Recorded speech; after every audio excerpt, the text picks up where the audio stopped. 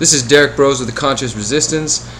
Tonight I'm going to be talking with a new guest of mine, former CPS investigator, author of a new book, Legally Kidnapped: The Case Against Child Protective Services, Mr. Carlos Morales. I've seen some of the work you've been doing. I'm really excited to catch up with you and find out more about what you're doing. So before we get into the book and what you're currently working on, let everybody know a little bit about your history with the CPS. Okay, so first, for anyone who's interested in the book, I'm offering free access for the next couple of days on legallykidnapped.net. So, as mentioned, I was a child protective services investigator in the state of Texas for a little bit over a year. What I witnessed was essentially overt corruption. Not corruption in the normal sense of maybe money going into hands where it shouldn't be going, because all of that was legal, but corruption as far as ethics are concerned.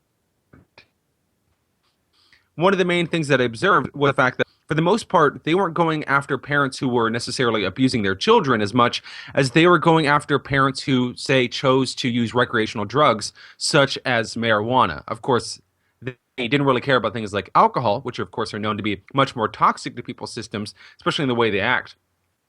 So, in many ways, Child Protective Services is able to carry out the drug war in a more devastating way than the DEA is even capable of, because it's destroying the family from the root. So that is of course one of the issues that I witnessed as a child protective service investigator, and there are a number of others that I'm sure we can get to in a little bit here. But just so everyone knows, the reason why I decided to join the agency was because after graduating from college, I started up an internship where I did counseling with children who were molested, and what I found was that I needed to join an agency which I thought was able to stop abuse head on, because I realized the fact that one of the reasons why there are such atrocious facets of our society is because of the way kids are raised. So I thought Child Protective Services would be the agency which could help me do that, and it turns out it was not. So for what period of time were you employed by the CPS? What is that? 2012 to later part of 2013, something around then. So do you think there's any specific case, was there a specific incident that I guess pushed you past that line of, going from just maybe noticing incidences here and there that you thought were, as you said, unethical? Was there something specific, though, that pushed you past the point, realizing that you weren't going to be able to get the positive work done you wanted to do through the CPS? Well, there's a number of different things, right? So there's cases where you look at it and states parent is using marijuana, removal is necessary, right? I mean, why? Why would removal be necessary in that particular case? Or you will see other cases where it states child is being allowed to ride bike 2 blocks away from home. Imminent danger possible, right? So it's a culture of fear that is accumulated in society, in part through the manipulation by the media and in part through the manipulation by the government, namely in places like public education, which has caused individuals to fear one another. And as a result, it gives people like Child Protective Services even more power, which is allowing for situations which are now being brought up finally by the news, where kids are being removed from homes because they're playing outside without their parents watching them every single second. So, looking back into the history of the CPS as an organization itself, do you think this, what we're dealing with is just systemic within the organization, or has there been at some point, it went down a wrong path to get to this point? What is your take on that?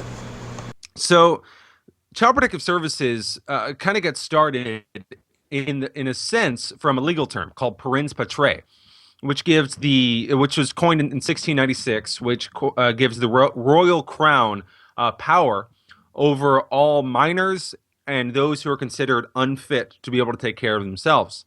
It was kind of an offshoot of that, and it was early 1900s progressivism that kind of started the social work phenomenon that as we know it now. Except the fact that in the early 1900s, the reason why this progressivism kind of took hold was because rich white intellectuals believed that there were too many unfit savages being born in America and coming into America. So we're talking about Irish people, we're talking about black people, we're talking about Native Americans. So what was happening was a massive amount of sterilizations that were going on across the United States, which were brought to you by the United States government and rationalized by academia. Now, that was in order to deal with the issue of these unfit savages and their children. And as far as social workers are concerned, up until the 1970s, in places like North Carolina, a social worker could just state, well, this parent is considered unfit, and therefore they need to be sterilized. Now, though sterilization isn't as common anymore as it used to be, the practice of race war in these particular cases is still very, very strong. So what I'm stating is that the beginning of Child Protective Services was corrupt in the sense that it was a bunch of white people trying to tell everyone else how to live and do it through force rather than negotiation or discussion. And it's still continuing today. Whenever you look at 12 to 15% of the total population of blacks make up in America, is total 15%, yet they make up anywhere from 35 to 40% of all the children that are in foster homes. So I would state that from the core, it is unethical, an unethical agency. But I would also state that about the government as a whole, because in order to be able to fund the government, it is through force and from the very get-go. So obviously you're going to have issues all the way around. Absolutely. So I guess you could say, in one sense, that the creation of the CPS was tied to the eugenics movement in America at that point in time. 100%.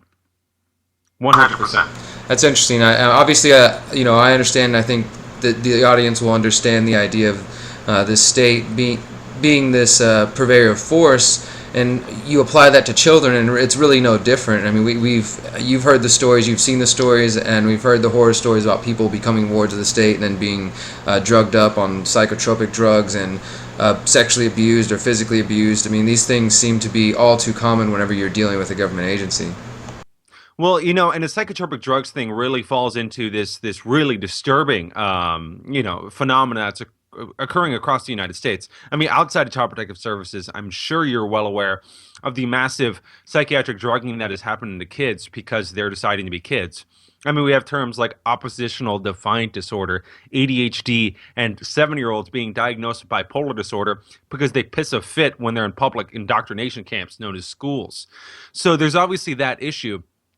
Furthermore, though, there's another terrible kind of thing when it comes to psychiatric drugs in foster homes. So there's this thing called the 1997 Safe Family Adoption Act, right? Enacted by my best friend ever, Bill Clinton, which essentially incentivized the removal of children. It granted $4,000 to $6,000 federal dollars going to every single state agency for every quick removal that occurred. This is known as financially incentivized removals, which actually comes into the title of my book, Legally Kidnapped, right? Because we'd call that ransom or terrorism with any other agency. Now, there was an added benefit, though, in these particular cases. You will get an extra bonus for every single child who had a disability, right? So let me give you, for example, you're a kid. You've just been taken out of your home, right? You've just been taken out of your school, your community, your church, away from your friends. You're thrusted into this foster home where you are 7 to 8 times more likely to be abused than if you stayed in a normal household, right? So you might have some issues sleeping. You might have some issues yelling at other kids because, well, hell, they're abusers as well. You're going to have some issues studying. Now, to me and you, we'd consider that, environmental conditions causing mentally traumatic episodes, which are exacerbating some, non-positive demeanor and actions. But according to a state health doctor, this poor bastard has ADHD, ODD, bipolar disorders, schizophrenia, and a whole host of other disorders to which the psychiatrist can, ram this kid full of drugs. So now we have a kid who's been taken out of home and now is 7 years old and it's on 7 different psychotropic drugs, and that foster home is being granted more money because that kid has a mental diagnosis, and the state is also giving the Child Protective Services agencies in those given areas more money as well. You want to talk about crippling. You want to talk about terrorism. You want to talk about the worst way you could possibly treat a child. Well, Child Protective Services is doing a pretty damn good job of it. Absolutely. I think you make a great case for not calling CPS, and I want to get into the book, and then I want to also ask you your opinion on some solutions in this area, because I like to focus on solutions, and I think you're about that as well. But let's get into the book, Legally Kidnapped. Obviously your work, this is leading to the book, but what specifically are you trying to get across in the book, Legally Kidnapped? Okay, so there's two. It's essentially the book is essentially set up into two different sections, right? The first section explains what is Child Protective Services, the importance of understanding the culture of fear. It also goes into my own history, and then it explains exactly how Child Protective Services cases work, the issues when it comes to how they decide to gather evidence, the issues with investigators, and then the second section is about how to help parents deal with Child Protective Services. I basically walk parents through, okay, if a CPS investigator comes to my home, this is what I tell them, right? If I need to do a drug test, this is what I do. If I need to go to court, this is what I do. I take you through the entire way with the help of a good attorney friend who helped me write the book, along with interviews with family court judges. So essentially, I'm trying to explain everything anyone would ever need to know about Child Protective Services. And as soon as you are scared as hell of this agency, as any good parent should be, I then explain, well, this is how you can help protect yourself. That's what I think is probably going to be most interesting to some of the audiences. People understand the failure of government and how that seeps into institutions like the CPS, and the well-being of the child is somehow sacrificed and lost in all this that's designed or supposed to be designed to help the child. But what are the other options? I've made a post on Facebook the other day, for example, telling people no matter what the situation is, don't call CPS. Work with the family, look for other alternatives. Just don't pursue CPS because it destroys lives so often. If a person is dealing with a situation where they see a child that they truly believe may be in harm's way, outside of calling the CPS, what other options are there for them?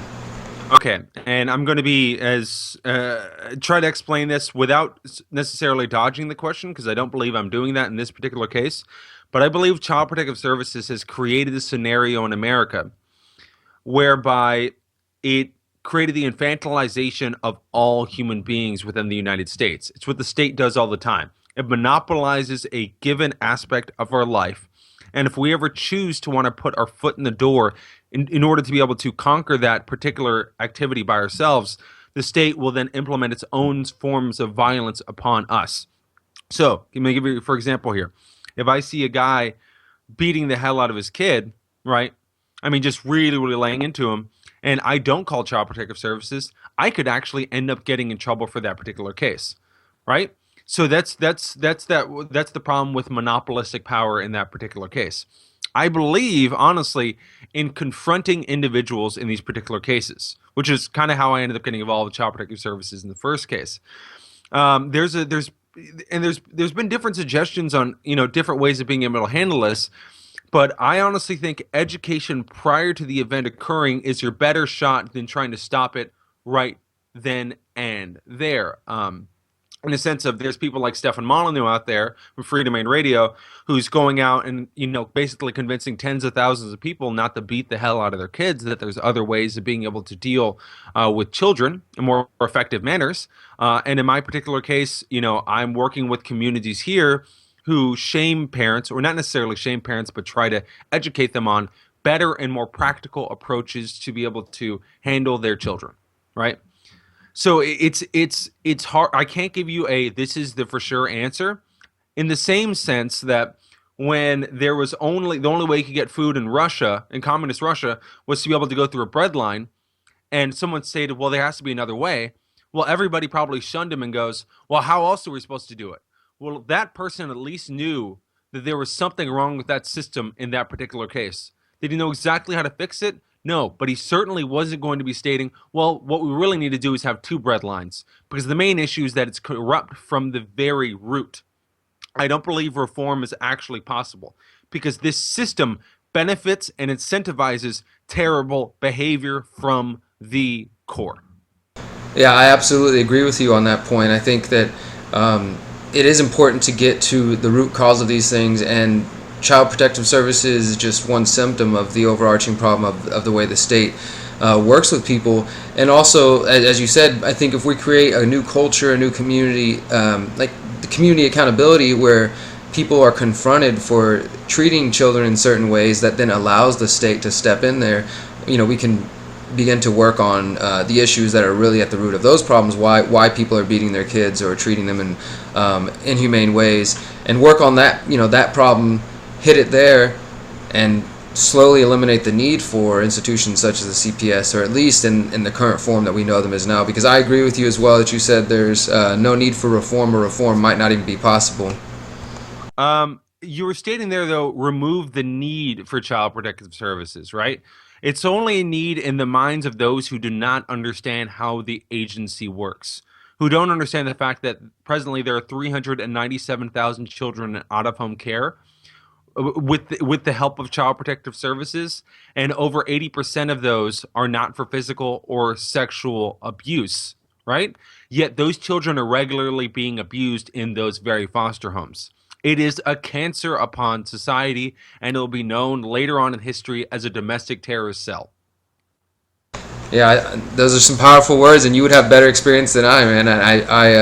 I'm excited to get into the book. I just started reading it earlier today. You said you have it available for a couple more days on Kindle. You can get it through Amazon? Now, yeah, exactly. So it'll be available for free for a couple more days on legallykidnapped.net. But after it's no longer free, it's a whole $3, which is about the same price of buying a beer. You're going to get the most thorough understanding of child protective services ever written, along with a complete explanation of how to help and prevent your kids from getting taken by this agency. Here's me tooting my own horn. I'm sorry, but I'm the first ever CPS investigator to come out and really write a book in this nature, right? The only other social workers who've come out against this agency, they've never done it with this kind of anti-government tilt because they were not knowledgeable enough of that particular case. Usually what they stated was, oh, well, we just need more money in order to make it better. Oh, well, we're being worked too hard. That's the real problem. No, the real problem is the fact that the state is involved with our lives, a monolithic leviathan that is forcing individuals to give them money, and they're using that money to then take away their kids. Absolutely, man. I mean, this seems to be pointing at a huge problem, and just hearing you talk about it obviously is bigger than even I understand it, because as I said, my understanding was through a couple of friends who were unfortunately had the CPS call them on them, and in family members of mine who've had people, I guess as a method of attacking them for personal issues, called CPS on one of them, and made up a bunch of stories about them, but then got CPS really deeply involved in their lives, and it ended up being a nightmare for quite a period of time. So this is a systemic issue. So you've got the book out now. Is that going to be your main focus for the next period of time? Because I know that you did, or you maybe still are, on the True Objectivist show. No, I run a podcast. It's called Truth Over Comfort. It can be found at truthovercomfort.net. There's also a link to it on Legally Kidnapped site. That is a podcast, and it's also a YouTube channel. You can find it as well. And essentially, I go into child protective services. It is pretty much my life's work right now. I go into things like child protective services.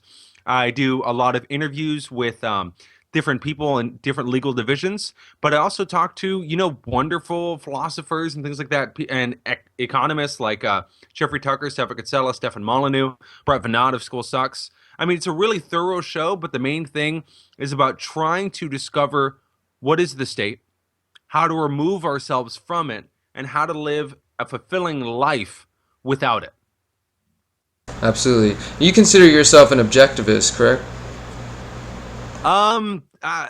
For a time, I think there's so many differences that I have from the objectivist dogma, as brought up by people like the ARI, that they probably wouldn't want me in their philosophy group, mainly due to the fact that I am an anarchist. Okay, I see. So yeah, I was just curious because I'd seen some of the podcasts and some of the posts and objectivist. So I'm always interested in seeing the different little sections of philosophy that some of us share similar ideals, but anarchists, objectivists, libertarians, all these little crossovers of ideologies are really interesting to me to see the ways that we intersect and can work together.